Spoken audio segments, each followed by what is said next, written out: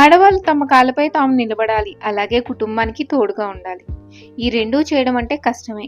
ఈ రెండింట్లో ఇంటిని మేనేజ్ చేయడం కూడా కష్టమే. మరి ఏదైనా సందర్భం వస్తే పబ్లిక్ ప్లాట్ఫామ్లో హౌస్ వైఫ్స్ గురించి గొప్పగా మాట్లాడతారు. కానీ నిజంగా ఎంతమంది వాళ్ళు ఇంట్లో వాళ్ళని జడ్జ్ చేయకుండా యాక్సెప్ట్ చేస్తున్నారు? నిజంగా హౌస్ వైఫ్స్కి అంత వాల్యూ ఇస్తున్నారా? అలాగే వర్కింగ్ ఉమెన్కి సపోర్ట్ చేస్తున్నారా అందరూ? హాయ్ హలో నమస్తే, welcome back to my channel heal with Geetha. అందరూ బాగున్నారా? బాగుండాలని అనుకుంటున్నాను, బాగున్నారని కోరుకుంటున్నాను. నేను చాలా బాగున్నాను. ఈ ఉమెన్స్ డే స్పెషల్గా నేను మీతో నా థాట్స్ అండ్ ఒపీనియన్స్ షేర్ చేసుకుందాం అనుకుంటున్నాను. నేను చెప్పేది కొంచెం వినండి. మీకు నచ్చితే please like, share and subscribe. Morning లేచిన క్షణం నుండి బంధాల కోసం, బాధ్యతల కోసం, కుటుంబం కోసం అందరినీ కనుపాపలా తలిచి ఆత్మీయత పంచి తన వారి కోసం ప్రతిరోజు కష్టపడుతూ తన భవిష్యత్తు కోసం, తన వారి భవిష్యత్తు కోసం ఇంటిని నందనవనం చేసే ప్రతి ఒక్క ఉమెన్కి నా ఉమెన్స్ డే శుభాకాంక్షలు. ఒక ఉమెన్ గురించి అందరూ మాట్లాడుకునేవే ఏంటి అంటే అది హౌస్ వైఫ్ అయినా వర్కింగ్ ఉమెన్ అయినా ఎవరైనా ఒకటే. కానీ మెయిన్లీ హౌస్ వైఫ్ని చాలా చులకనగా చూస్తారు. హోమ్ మేకర్ అనుకున్న హౌస్ వైఫ్ అనడానికి రీజన్ ఏంటి అంటే ఒక హోమ్ మేకర్ ఎవరైనా అవ్వచ్చు, ఈవెన్ హస్బెండ్ కూడా టెంపరీ జాబ్ కింద. బట్ ఆడవాళ్ళు అనేటప్పటికీ సో మెనీ ఛాలెంజెస్. అటు వర్కింగ్ లేడీస్ అయినా హౌస్ వైఫ్స్ అయినా వాళ్ళకుండే స్ట్రగుల్స్ వాళ్ళకి ఉంటాయి. అయినా కూడా కాన్స్టెంట్గా జడ్జ్ చేస్తూనే ఉంటారు ఈ సొసైటీ. కాలం మారింది కదా అంటారు కదా, నిజంగా మారిందా? నాకైతే అలా అనిపించదు. ఎందుకంటే 60% జడ్జ్ చేస్తూనే ఉన్నారు. ఏ ఉమెన్కైనా వాళ్ళ choice of living, choice of working, ఇంట్లో ఉండి ఇల్లు మేనేజ్ చేయడం అయినా వర్కింగ్ అయినా అది వాళ్ళ పర్సనల్ చాయిస్ లాగా ఉండాలి. కొన్ని సిచ్యువేషన్స్ మన చాయిసెస్ని డిసైడ్ చేస్తాయి. చాలా వరకు జడ్జ్మెంట్ పార్ట్లో 2 గ్రూప్స్గా డివైడ్ అయ్యాయి.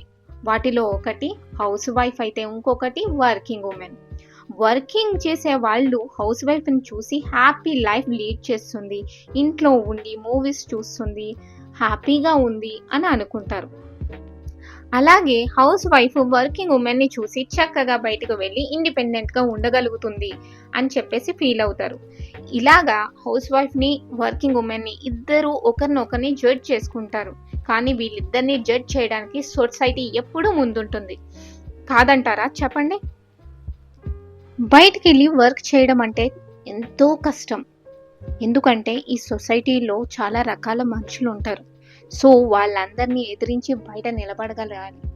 అంతేకాకుండా ఇంట్లో కూడా మేనేజ్ చేసుకోవాలి. సో వర్కింగ్ ఉమెన్ చేసే కష్టం, ఛాలెంజెస్ చాలా ఉంటాయి. అలాగే నిజానికి ఇల్లు మేనేజ్ చేయడం ఎంత కష్టం అంటే చేసే వాళ్ళకే తెలుస్తుంది. నేను దేన్ని సపోర్ట్ చేయను, కానీ హౌస్ వైఫ్ చేసేది చాలా కష్టం ఉంటుంది. నేను ఒకప్పుడు వర్కింగ్ ఉమెన్నే. హౌస్ వైఫ్కి ఎందుకు కష్టం అంటే ఇంట్లో ఉంటూనే చాలా ఛాలెంజెస్ ఫేస్ చేయవలసి వస్తుంది. నిజానికి సొసైటీ అయితే కాన్స్టెంట్గా జడ్జ్ చేస్తూనే ఉంటుంది. మనం మన చదువుని యూటిలైజ్ చేసుకోకుండా ఇంట్లోనే కూర్చుని ఉంటుంది. పొద్దుటి నుండి ఇంట్లో కూర్చుని హాయిగా అలసిపోకుండా అని ఈ డైలాగులు కామన్గా వింటూనే ఉంటాం. వర్కింగ్ ఉమెన్ వాళ్ళకేమో ఇంట్లో ఉండి పీస్ఫుల్గా లైఫ్ లీడ్ చేస్తూ ఉంటారు హౌస్ వైఫ్ అని. అలాగే హౌస్ వైఫ్కి వర్కింగ్ ఉమెన్ బెస్ట్, ఇంట్లో వర్క్ షేర్ చేసుకునే పర్సన్స్ ఉంటారు అండ్ ఇండిపెండెంట్గా లీడ్ చేస్తారు అనుకుంటారు. ఫైనల్లీ నేను చెప్పాలనుకున్నది ఏమిటంటే